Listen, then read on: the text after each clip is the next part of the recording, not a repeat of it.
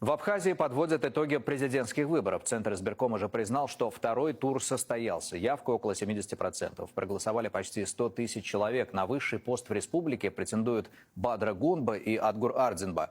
За подсчетом бюллетеней следит наш корреспондент Алена Евтекова. Подсчет голосов идет в присутствии наблюдателей всех политических сил. Председатель участковой комиссии достает по одному нововведение второго тура. Гунба, Ардзинба против всех. Данная процедура увеличила время подсчета голосов, но сделала его максимально прозрачным и объективным. Имя президента республики станет известно сегодня. Однако Бадра Гунба уже объявил о своей победе. Этот результат благодаря доверию оказали нам граждане нашей страны, нашей большой команде.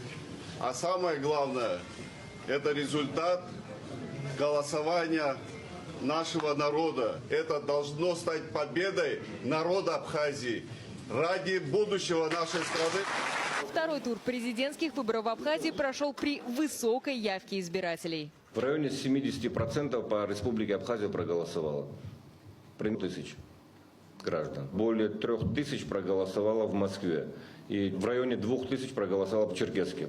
Там чем в первом туре проголосовало. В Москве на участок пришло рекордно. Будет меньше народу, пришла попозже. Столько людей проявляет свой гражданский долг, и это радует, правда. Для нас это очень важно, потому что жизнь для таких детишек, как вот мой внучок, и для всех детей, что Абхазия все будет хорошо. В самой Абхазии было открыто 152 участка в 35 округах. Предприниматели, студенты, домохозяйки, представители проживающих в республике проголосовать приходили целыми семьями.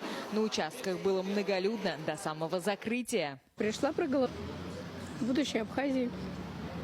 Дружбу с Россией. Хочу видеть процветающим государством. Главное, чтобы настрой был такой у руководителей наших, а народ готов к этому полностью. Тот президент, который станет, надеемся, что он будет всячески помогать народу, поддерживать дружеские отношения с соседями, в первую очередь с Россией, потому что Россия – это его первый сосед, с которым он должен более крепко дружить. На всех участках, помимо наблюдателей от кандидатов, за процессом голосования следили международные электоральные эксперты. 120 человек из более чем 30 стран. Они подтверждают, была обеспечена свобода волеизъявления граждан. Мы посетили не только городские участки, но также пригороды, столицы и даже отдаленные поселки.